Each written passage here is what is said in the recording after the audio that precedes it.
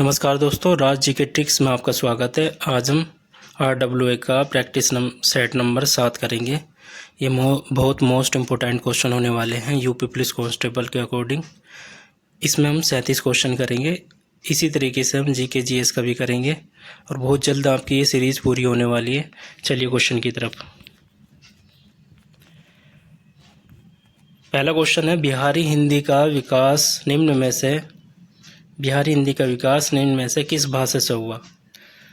तो बिहारी हिंदी का विकास बताना है तो इसमें होगा ये मागही अपभ्रंश से हुआ है। तो ऑप्शन नंबर सी ठीक होगा इसका। नेक्स्ट क्वेश्चन की तरफ चलेंगे। तय वर्ग की ध्वनियों का उच्चारण स्थान क्या है? तो तय वर्ग की ध्वनियों का उच्चारण स्थान बताना है तो ये हो गया दंतीय। तो दंतीय से होता है। नेक्स्ट क्वेश्चन की तरफ चलेंगे। कान पर जूना रेंगना मुहावरे का अर्थ निम्नलिखित में से कौन सा है?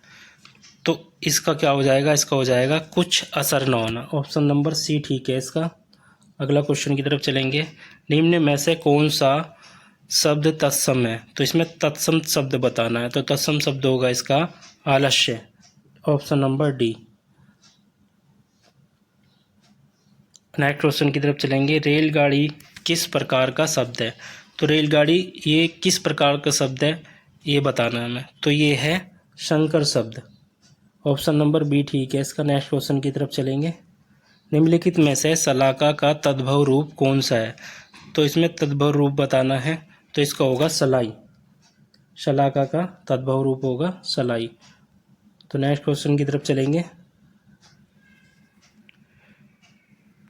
अरे उसने तो कमाल कर दिया वाक्य है। तो इसमें से ये कौन सा वाक्य बताना है?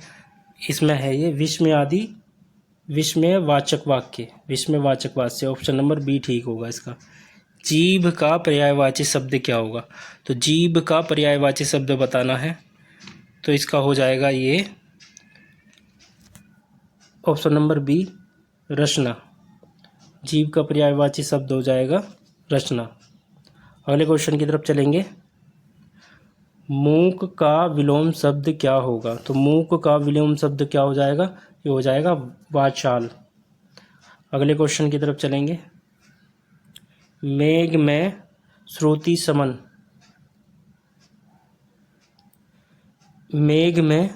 श्रुति सम भिन्नार्थक शब्द का सही अर्थ भेद निम्न में से कौन सा है? तो 10वां क्वेश्चन है ये। इसका कौन सा हो जाएगा? इसका हो जाएगा बादल यज्ञ, यानी ऑप्शन नंबर डी। अगले क्वेश्चन की तरफ चलेंगे। निम्नलिखित में से किस वाक्यांश के लिए दिया गया शब्द सुसंगत है? तो इसमें सुसंगत शब्द बताना है तो बताइए क्या होगा इसमें से। तो ये हो जाएगा ऑप्शन नंबर डी। आदि से अंत तक अध्योपांत कहते हैं उसको। ठीक है। नेक्स्ट क्वेश्चन की तरफ चलेंगे। खिड़की खुलने से प्रकाश आएगा इस वाक्य में किस प्रकार की अशुद्धि है? तो इसमें अशुद्धि कहाँ पर है ये बताना है। ठीक है। तो कारक संबंधित अशुद्धि है इसमें। तो इसका ऑप्शन नंबर ए सही हो जाएगा। नेक्स्ट क्वेश्चन की तरफ चलेंगे। सही वर्तनी वाले शब्द का चयन कीजिए। तो सही वर्तनी वाला शब्द कौन सा है? तो इसका हो जाएगा तत्कालिक।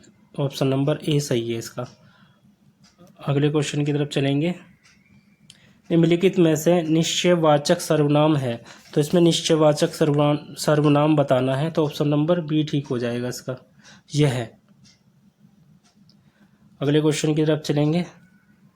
निम्नलिखित में से रिक्त स्थान की पूर्ति उपयुक्त संज्ञा शब्द से करें।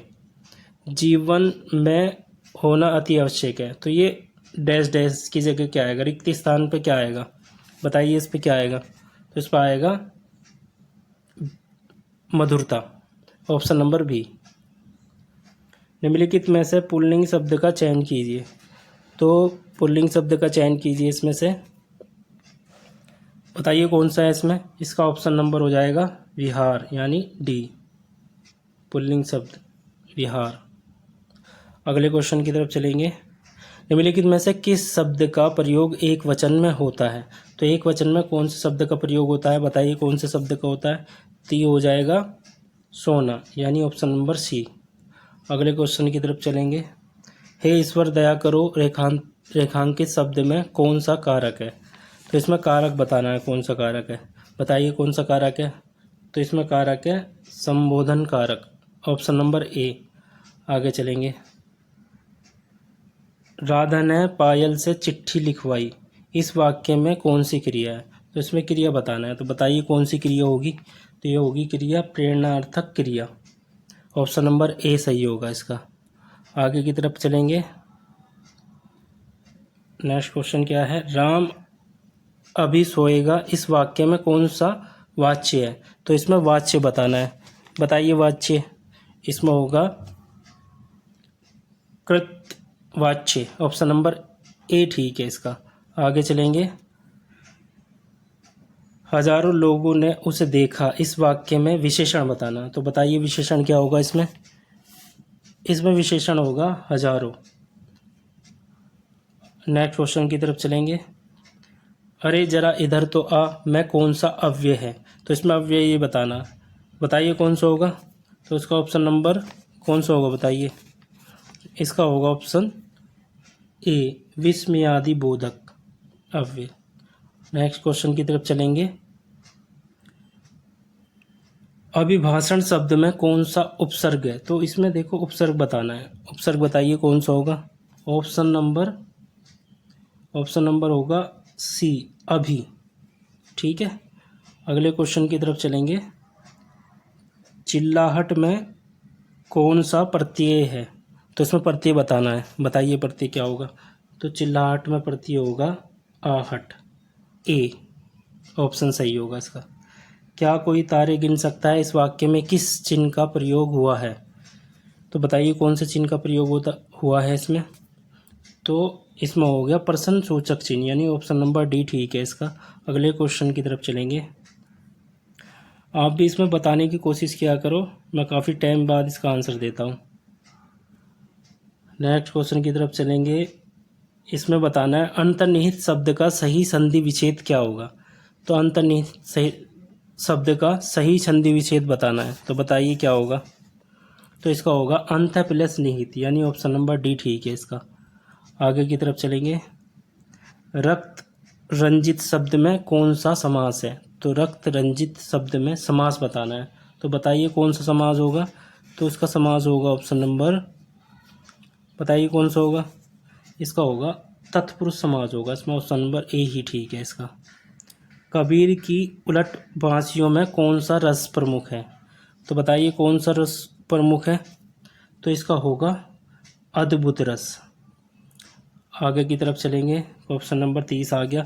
बरवे छंद है, तो बरवे छंद के बारे में बताना है। तो इसका कौन सा होगा। अर्ध सममात्रिक छंद है, तो ऑप्शन नंबर ए ठीक है। आगे नेक्स्ट क्वेश्चन की तरफ चलेंगे।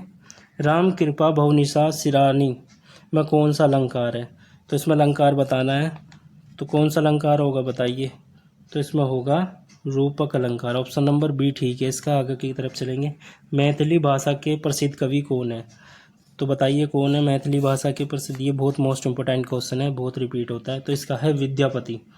तो विद्यापति जी है, ठीक है। आगे की तरफ चलेंगे। साहित्य अकादमी पुरस्कार प्राप्त निराला की साहित्य साधना किसकी कृति है? तो बताइए किसकी कृति है। तो ये हो जाएगा option number B, Ramvilas Sharma की। ठीक है, रामविलास शर्मा की कृति है। नेक्स्ट क्वेश्चन की तरफ चलेंगे। हिंदी साहित्य अकादमी की ओर से हर वर्ष सलाह का सम्मान पुरस्कार किस क्षेत्र को दिया जाता है? देखिए इम्पोर्टेंट क्वेश्चन है ये। तो बताइए कौन सा किसे दिया जाता है। तो ये हिंदी को नई दिशा प्रदान करने के लिए दिया जाता है। तो ऑप्शन नंबर बी ठीक है इसका। नेक्स्ट आंसर की तरफ चलेंगे, क्वेश्चन की तरफ। देखो ये आ गया गद्यांश। तो गद्यांश का सबसे अच्छा तरीका क्या होता है, इसे आप 1 से 2 बार पढ़ लो अच्छे से, आप आराम से इसमें से क्वेश्चन निकाल लें। चलिए इसे पढ़ते हैं जल्दी से। मनुष्य सुख की खोज आदि का काल से कर रहा है और इसी की प्राप्ति उसके जीवन का मुख्य उद्देश्य रहा है।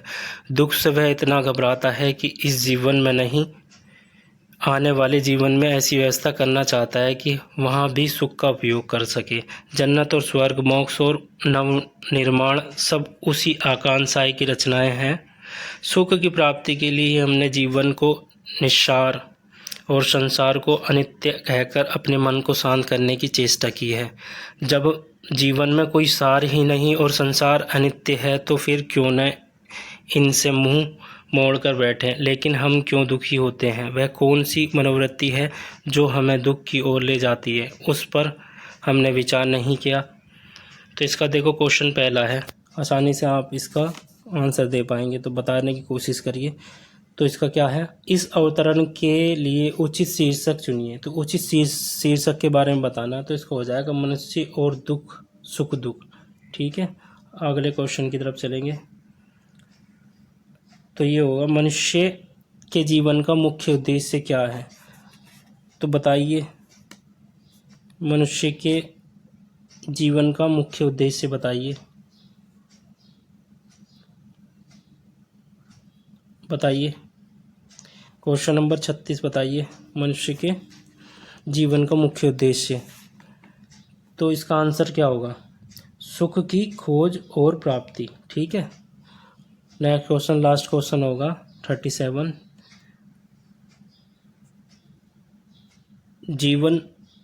जीवन को मूल्यहीन मानकर हम क्या करना चाहते हैं? तो ठीक है, इसका आंसर बताइए, ऑप्शंस पढ़िए आप इसके चारों। तो इसका क्या होगा, सही जवाब बताइए। तो इसका होगा ऑप्शन नंबर बी, जीवन को मूल्यहीन मानकर हम अपने मन को शांत करना चाहते हैं। ठीक है, ऐसी ही सीरीज़ के लिए हमारे चैनल को सब्सक्राइब करिए, शेयर करिए, कमेंट में बताइए कि आप और कौन सी सीरीज़ चाहते हैं और कौन सी परीक्षा से रिलेटेड आप जीके जीएस के सीरीज़ चाहते हैं। धन्यवाद।